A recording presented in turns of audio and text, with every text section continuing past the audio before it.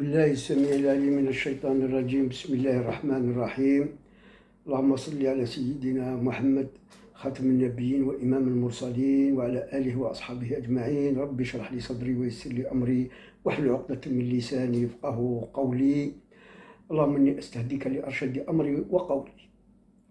Nous allons essayer d'expliquer ou de rentrer dans les sens ésotériques de la voix, de la parole, du langage, du son, etc., qui donc sort de l'être humain, tout d'abord, mais avant cela aussi, il faut en parler des paroles divines, de la voix divine,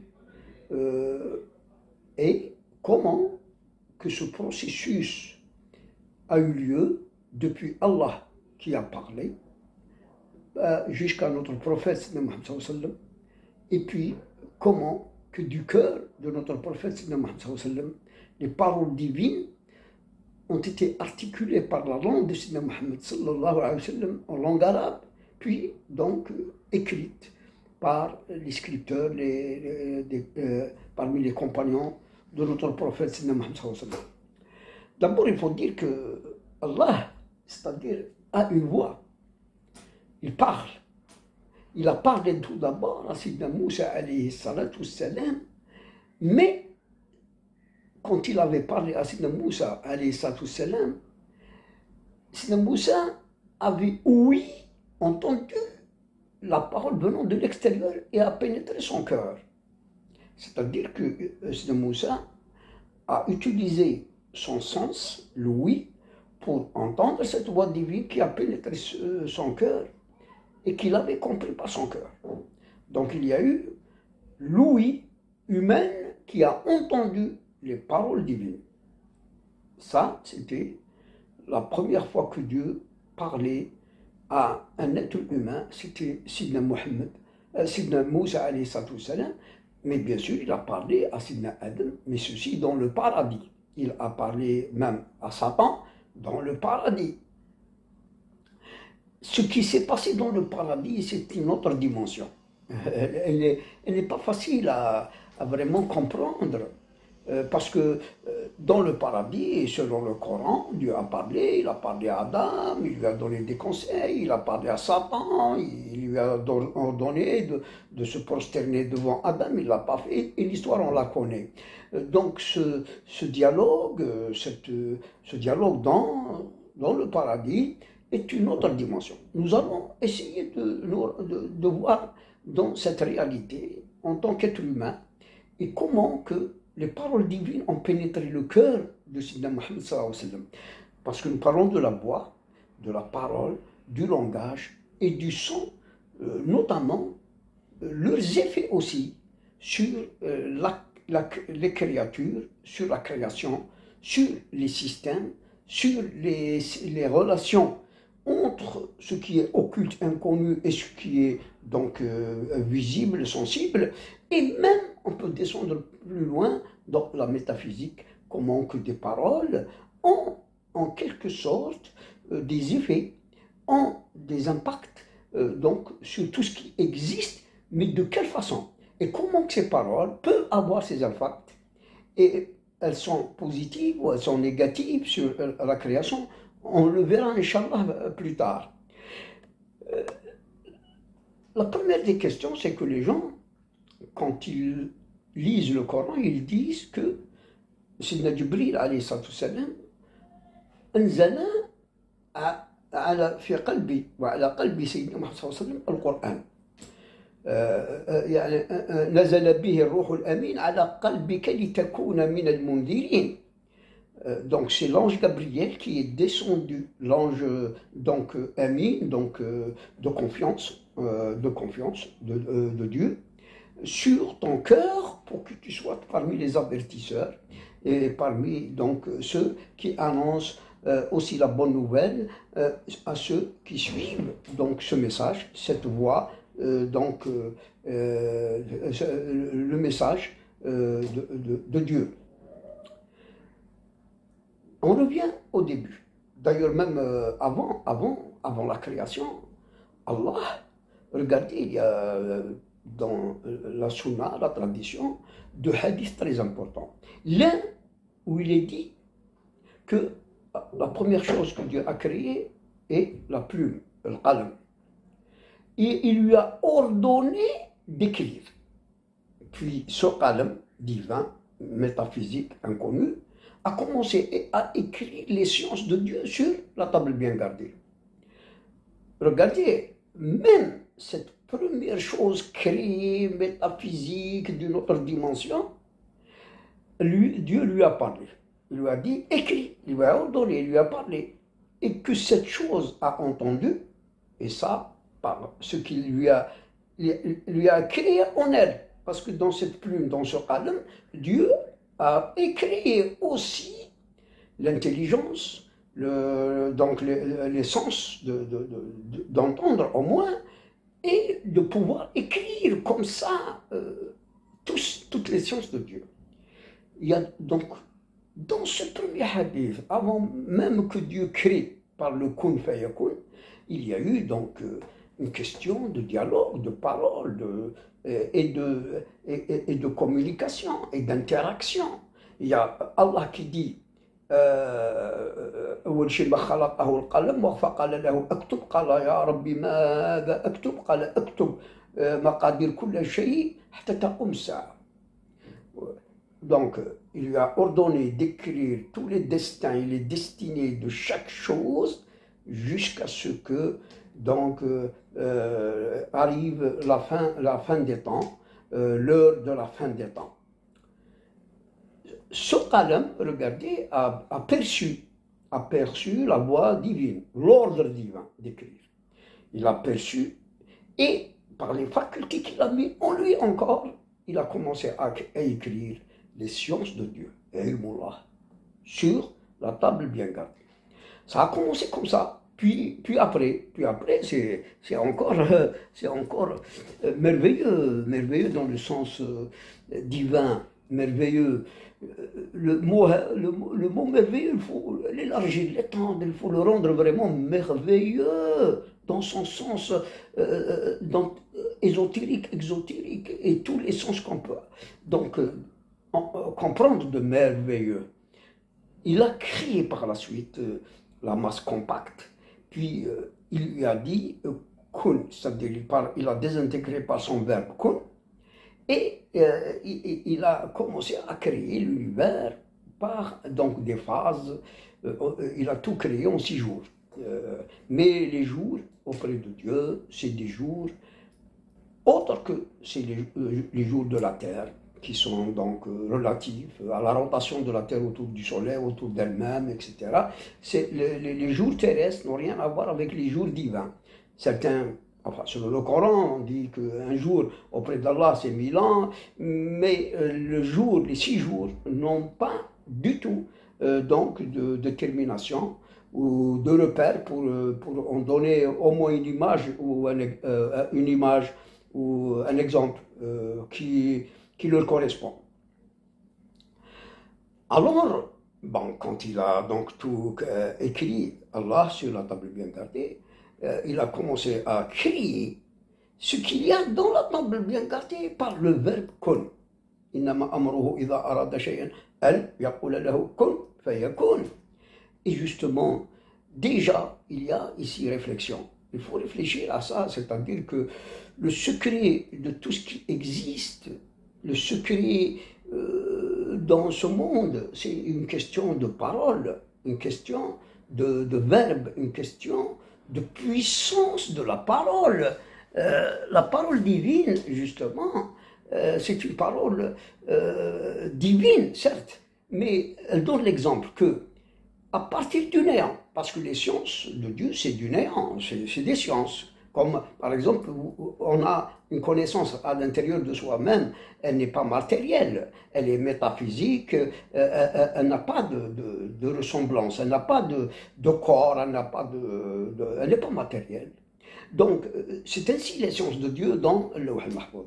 Mais de ces sciences, il a commencé à créer, donc, par le verbe kun, ce qu'il avait dans ces sciences.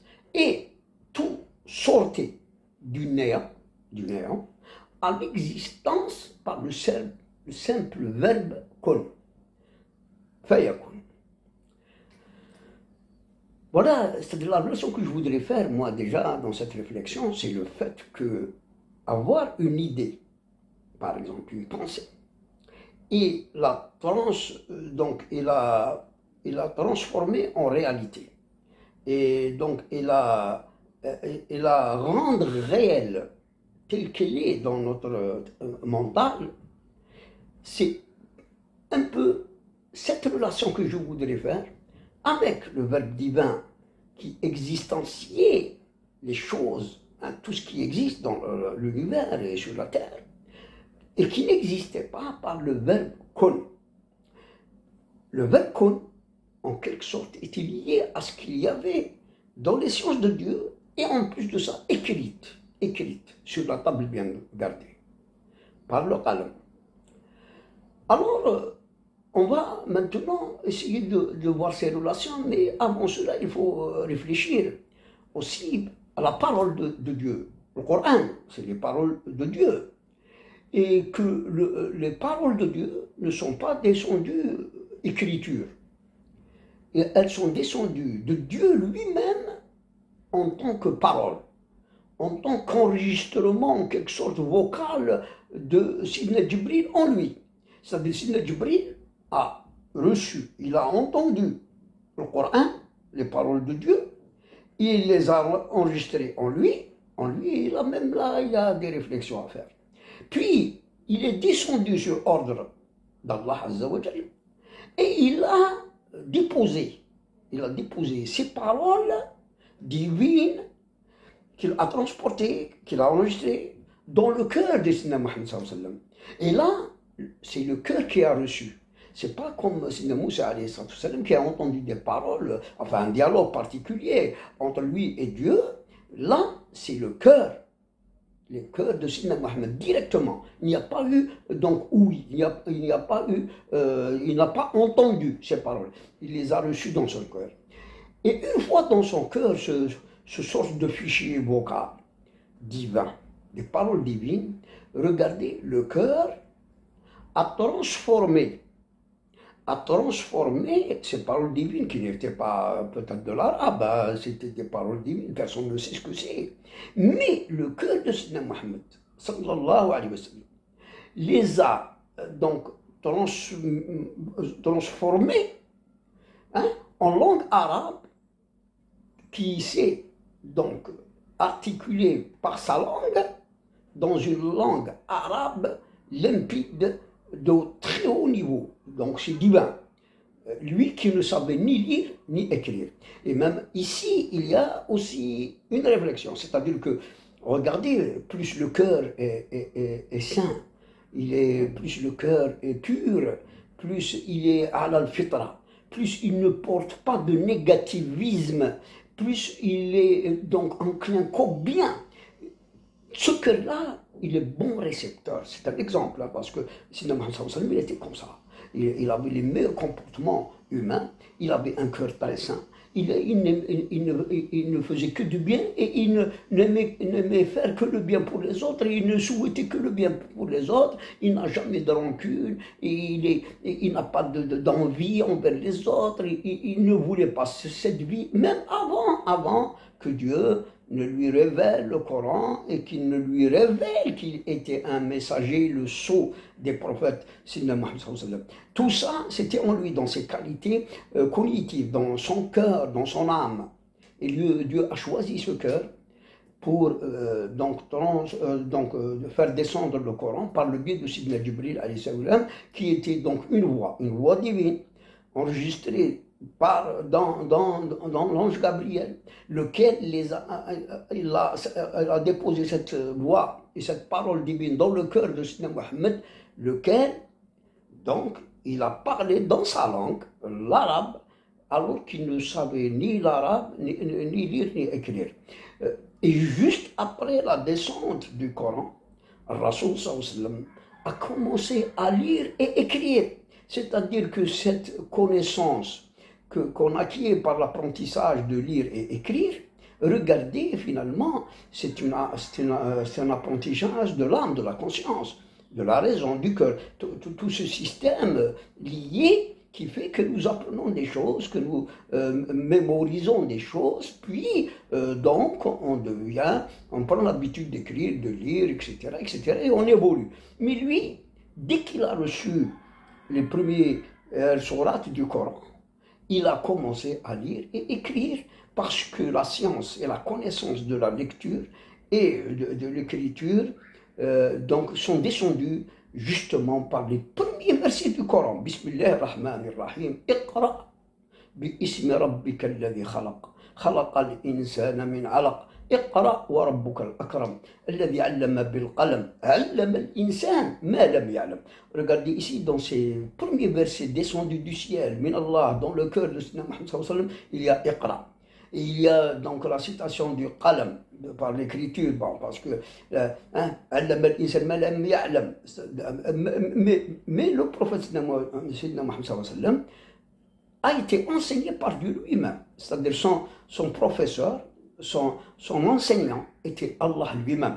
Et donc il est devenu, donc, c'est-à-dire connaissant, il lisait l'arabe, et même les autres langues, certains disent qu'il comprenait l'hébreu, etc. Mais enfin, particulièrement, il parlait l'arabe, il écrivait l'arabe. Juste après ces 5 versets qui sont descendus du ciel, son âme, donc, elle est devenue savante. Donc, c'est un don divin, sans qu'il passe par l'école, par l'apprentissage. Donc, le processus s'est fait comme ça.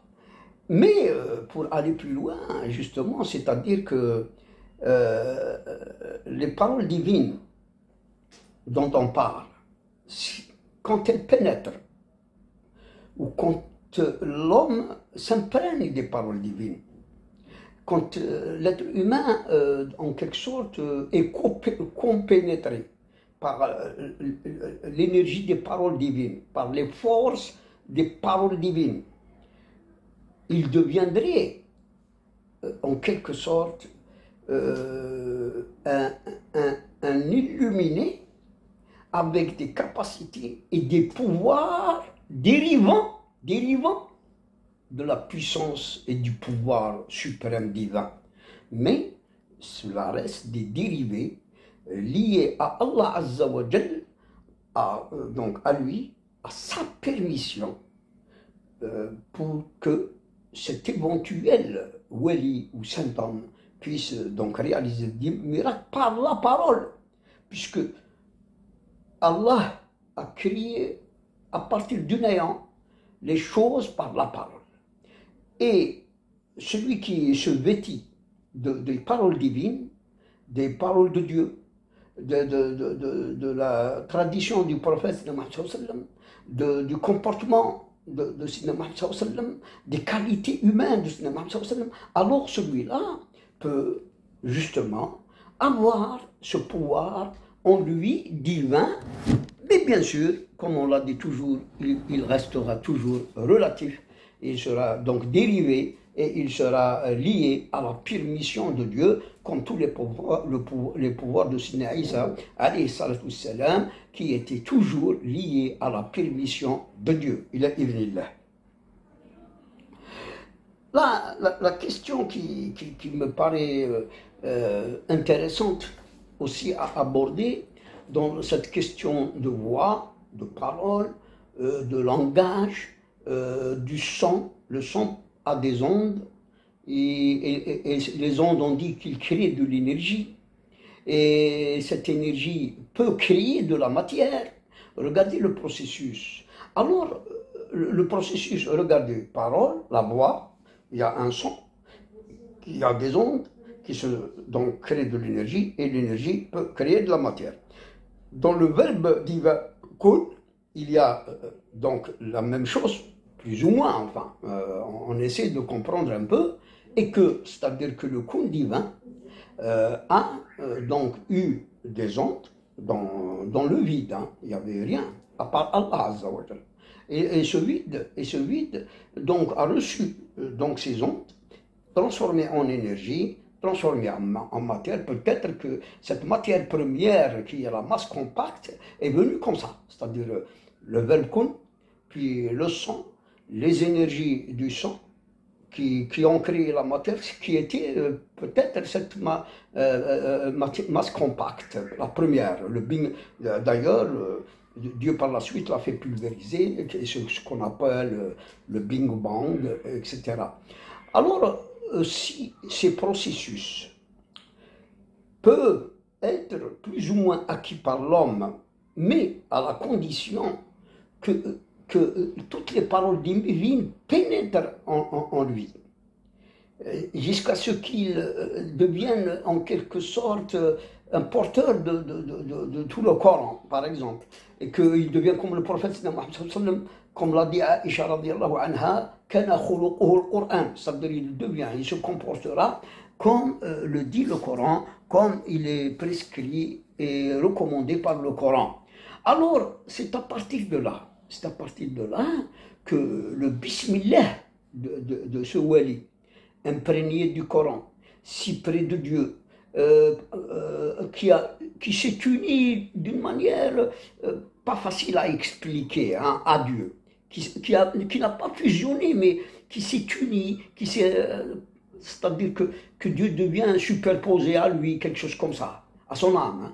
Alors, le bismillah de ce saint, le bismillah de ce wali d'Allah, de cet illuminé, va avoir le pouvoir divin qui va donc être réalisé par son intermédiaire. C'est comme si qu'il devient par la suite un intermédiaire de la manifestation divine dans les choses. C'est-à-dire, il voudrait quelque chose.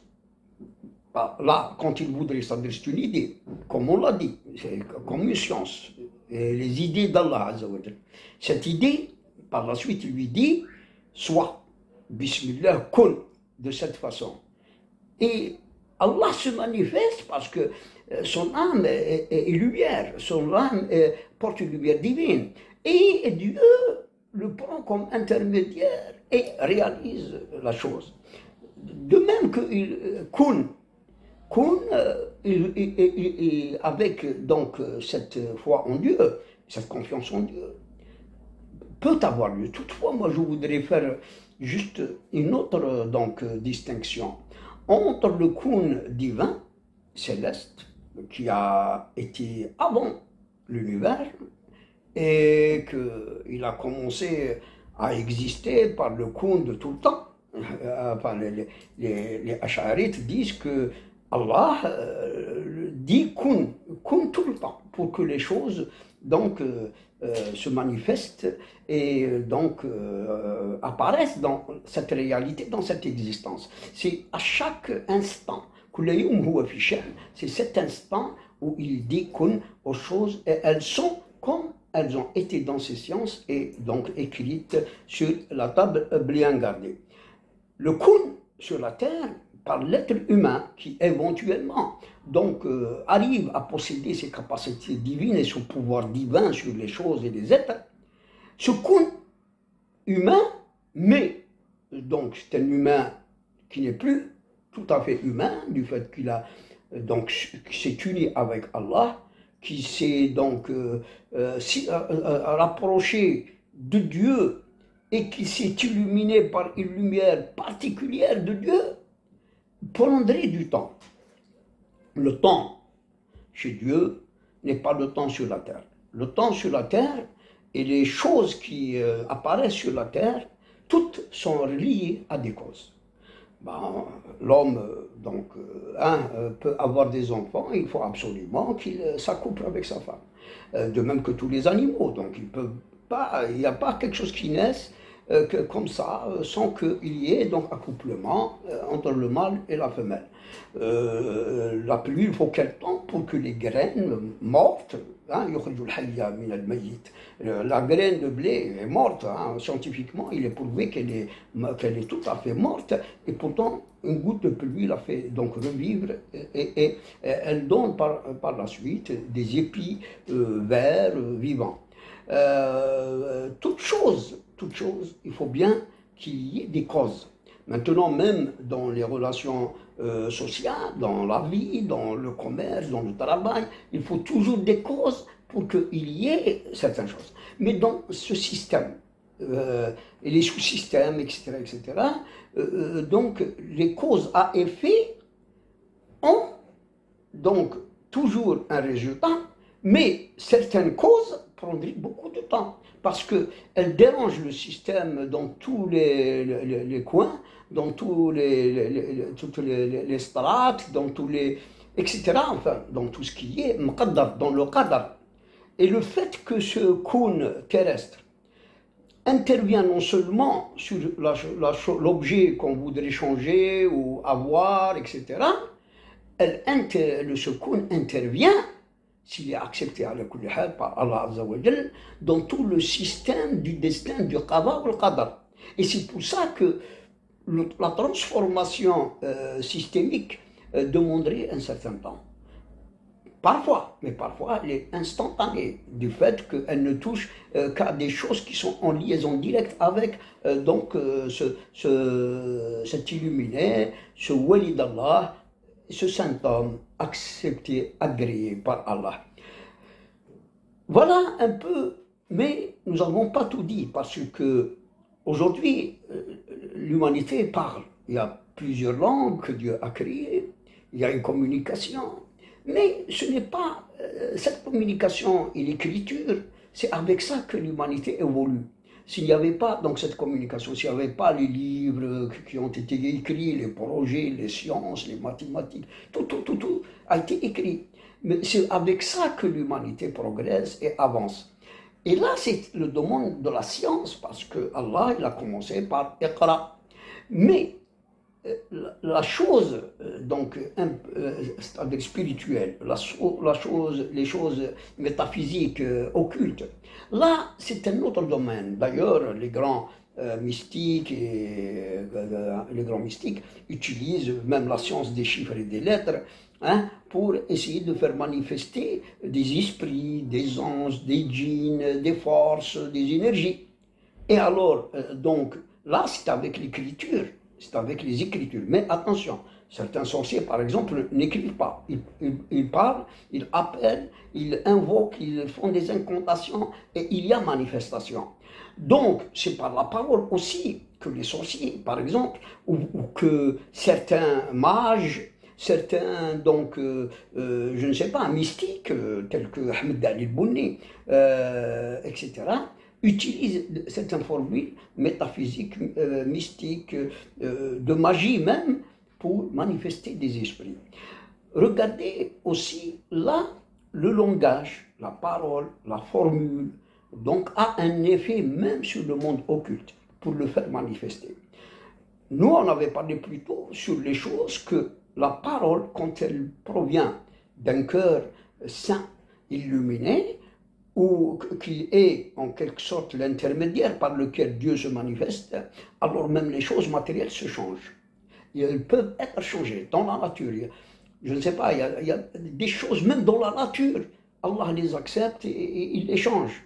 Il les change par la prière de son allié, de son ami intime, de son bien-aimé. Alors, dans les sciences occultes, et ce n'est pas toutes les sciences occultes, métaphysiques ou de magie qui sont à rejeter, il y a des sciences de magie licites, il y a des sciences occultes licites, métaphysiques licites, etc. Parce que ce monde, effectivement, est merveilleux, comme on l'a dit au début, et il est tellement parfait, en parfaite symbiose, où tout est lié, tout est en interaction, tout est donc en synergie parfois, pour montrer la puissance d'Allah, pour en quelque sorte montrer toujours aux êtres humains, aux scientifiques particulièrement, toute la grandeur et la puissance d'Allah Azza wa Jal. Voilà, dans cette première, mais sincèrement je vais revenir. Parce que je ne suis pas tout à fait, en quelque sorte, assouvi, même parce que j'ai dit, je n'ai pas tout dit, voilà. Alors je reviendrai, Inch'Allah, dans une autre, où je vais me préparer, parce que celle-là, c'était juste comme ça, où que j'ai préparé cette vidéo, mais la prochaine, Inch'Allah, je vais me préparer pour aller plus loin, parce qu'il y a dans le langage, dans la voix, dans le son, etc., des mystères. Il y a des secrets.